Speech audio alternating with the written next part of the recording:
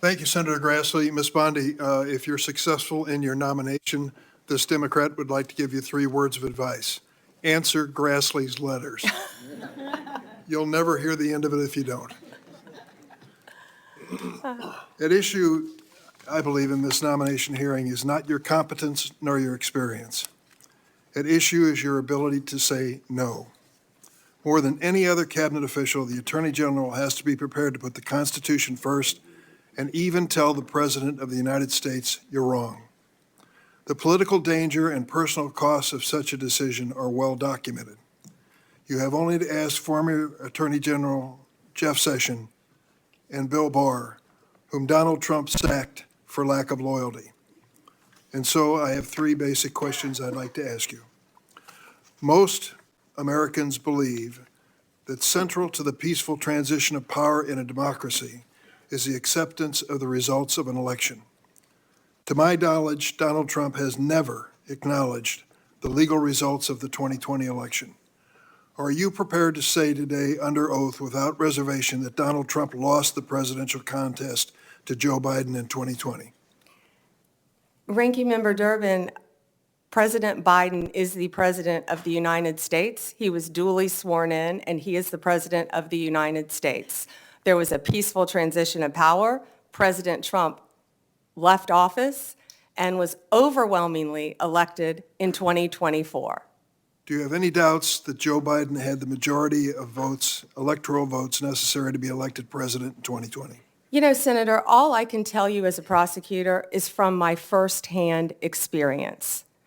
And I accept the results. I accept, of course, that Joe Biden is President of the United States. But what I can tell you is what I saw firsthand when I went to Pennsylvania as an advocate for the campaign. I was an advocate for the campaign, and I was on the ground in Pennsylvania, and I saw many things there. But do I accept the results? Of course I do. Do I agree with what happened? And I saw so much. You know, no one from either side of the aisle should want there to be any issues with election integrity in our country. We should all want our elections to be free and fair, and the rules and the laws to be followed. I think that question deserved a yes or no, and I think the length of your answer is an indication that you weren't prepared to answer yes.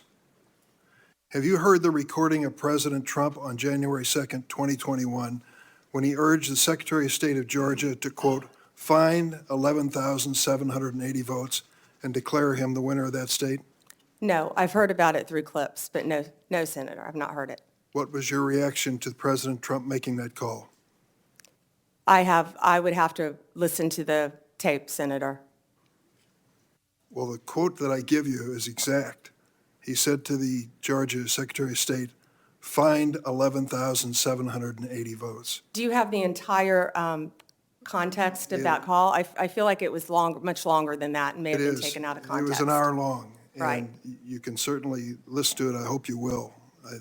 Every American should. As a former prosecutor, are you not concerned that the President of the United States called a state election official and asked him to find enough votes to change the results of the election? Senator, I have not listened to the hour-long conversation, but it's my understanding that is not what he asked him to do. You need to listen to it.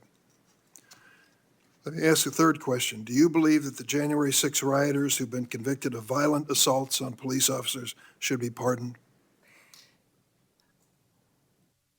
Senator, if confirmed as Attorney General of the United States, the pardons, of course, fall under the President. But if asked to look at those cases, I will look at each case and advise on a case-by-case basis, just as I did my entire career as a prosecutor. You also advise the President on pardons as part of your responsibility as Attorney General. And so I'm asking you, do you believe that those who've been convicted of the January 6 riot, violent assaults on our police officers, should be pardoned? That's a simple question. So, Senator, I have not seen any of those files, of course. If confirmed and if asked to advise the President, I will look at each and every file. But let me be very clear in speaking to you. I condemn any violence on a law enforcement officer in this country. Let me ask you about your work as a lobbyist for Ballard Partners. You did not list your current position as a partner at the lobbying firm, nor the work you've done for your Ballard Partner clients, such as lobbying for the country of Qatar for $115,000 a month, and for corporate giants Amazon and Uber when you were asked about conflicts of interest. Why do you believe your work as a lobbyist does not constitute potential conflicts of interest? Well, Senator, first, that was the amount my firm received. I believe multiple people represented the country of Qatar within my firm. My role, and I am very proud of the work that I did, it was a short time and I wish it had been longer for Qatar, was anti-human trafficking efforts leading into the World Cup, which is something I'd like to talk about later too. I was registered as FARA along with many members of my firm. That was the sole portion of my representation for Qatar. Now, if there are any conflicts with anyone I represented in private practice, I would consult with the career ethics officials within the department and make the appropriate decision. I would also like to point out to you, I don't believe that I would be the first Attorney General who has represented and advocated for businesses in their past. Of course not. The question is whether you will recuse yourself from any case involving your Ballard clients. One of those clients was the GEO Group, was it not? GEO, yes. A private prison company you lobbied for. It manages correctional institutions and detention facilities. The GEO Group has faced criticism for safety violations, inadequate health care, and poor management. The U.S. Immigration and Customs Enforcement is GEO's largest source of revenue. Under the Trump administration, GEO stands to earn hundreds of millions of dollars by detaining immigrants if there is this mass deportation. Would you sense any conflict of interest if you're asked to judge the performance of this government contractor?